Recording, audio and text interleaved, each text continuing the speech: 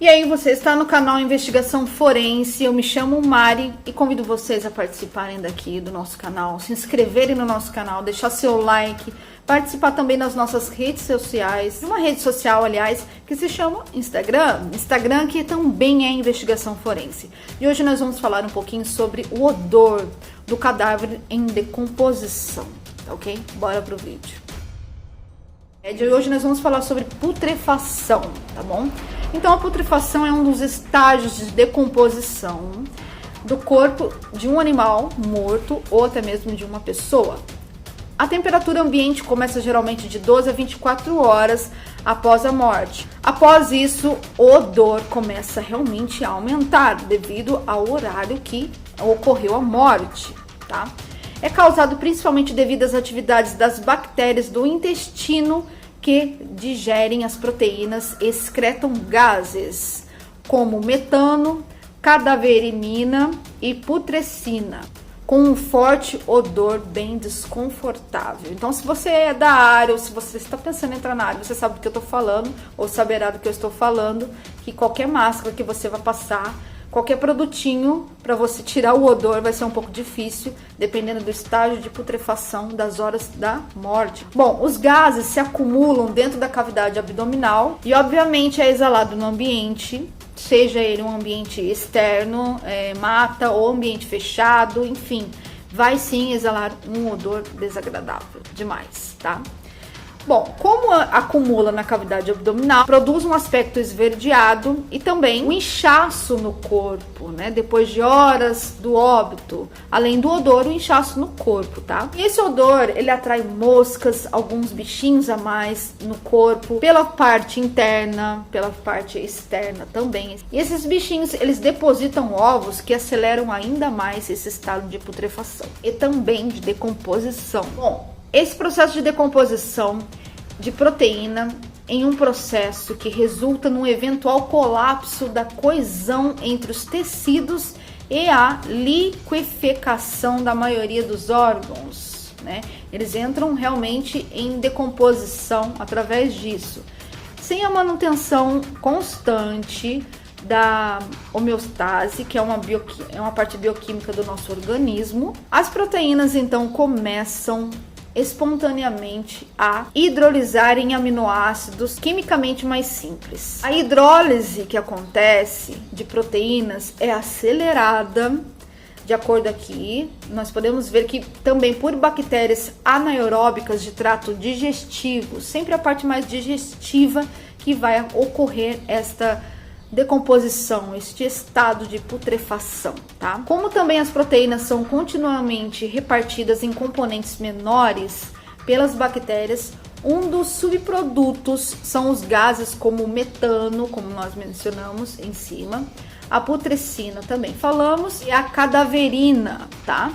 Então, que gera o quê? O forte odor. Este é o motivo. Esses são os motivos de gerar este odor desagradável. E é um odor característico da carne podre, ok? Depois dessa decomposição. Inicialmente, então, os gases da putrefação são retidos dentro das cavidades do corpo, mas eventualmente isso acontece porque eles difundem os tecidos adjacentes. Então, no decurso dessa putrefação, as rupturas do tecido, dos tecidos da pele, de tudo, dos tecidos dos órgãos, o corpo inteiro liberam este gás, este odor. E na medida que as larvas nascem, começam a consumir aquele corpo todo, a digerir, a excretar os restos dos tecidos, a decomposição do organismo acontece e alcança o estado de esqueletização. E este consumo continuado também resulta na produção de etanol pelas próprias bactérias que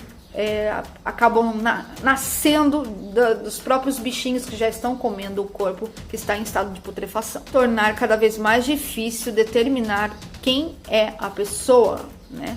Como fazer a investigação toda para descobrir quem é a pessoa que está naquele estado. Agora, para finalizar, vamos fazer uma cronologia, como que acontece passo a passo o estado de putrefação, a decomposição do corpo, então. Ok? Vamos lá. No primeiro dia, o que acontece? Acontece o estado de Pallor mortis, Algor mortis também, Rigor mortis e Livor mortis. Esses passos acontecem na decomposição e chega no final, que é a putrefação.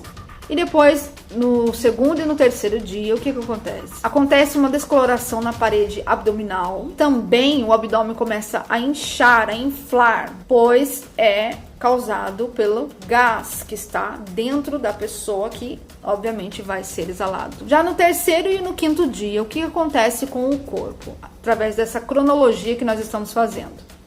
Começam a surgir veias descoloridas.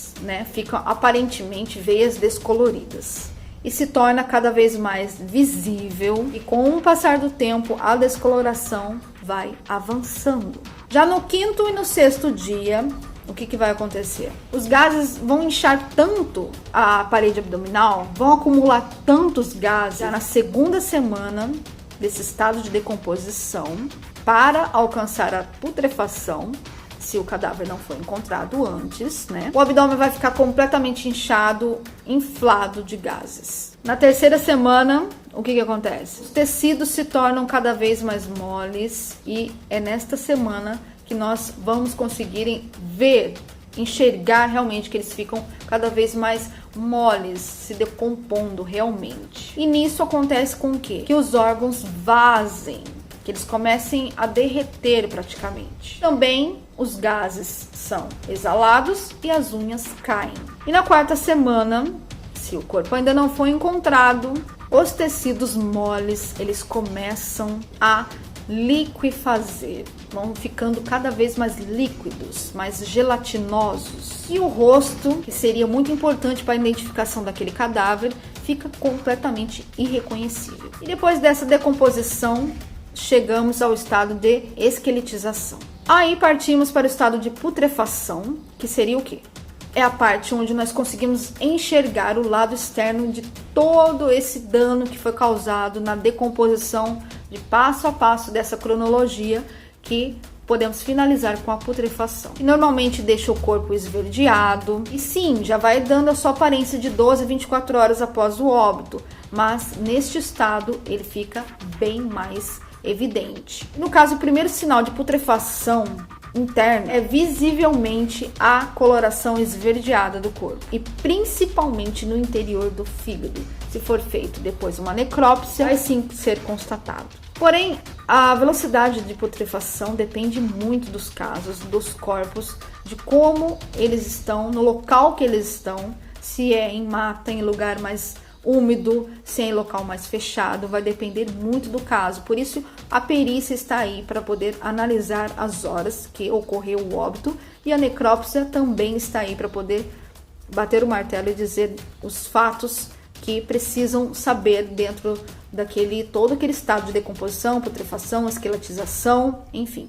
Isso então varia muito do clima, isso tudo varia muito do ambiente, resumindo. Porque o que? A refrigeração do corpo, onde ele se encontra, no ambiente que ele se encontra, vai determinar realmente, como eu já disse, o estado do corpo. E no necrotério, pode-se até retardar esse processo, todo o procedimento no corpo para retardar esse processo, permitindo então fazer um procedimento bacana que possa devolver um pouco mais de naturalidade através do embalsamento, para que as pessoas, o ente querido, possa fazer o funeral daquela pessoa. E para finalizar, nos casos de envenenamento, a putrefação do corpo é quimicamente adiada por venenos, porque o veneno ele tem um estado que vai retardar um pouco este estado de putrefação.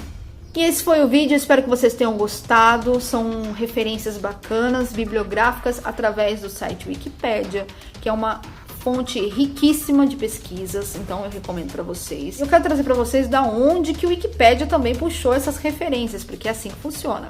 As referências vêm do State of Decay e também do 5 Stages of Human Decomposition.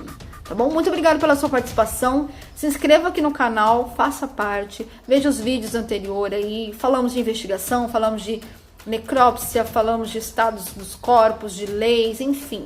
O que você se encontrar aí, que você gostar. E se tiver sugestões de vídeo, pode mandar aqui também e no direct, lá no Instagram, que é Investigação Forense também. Grande beijo para vocês e nos encontramos na próxima. Até mais.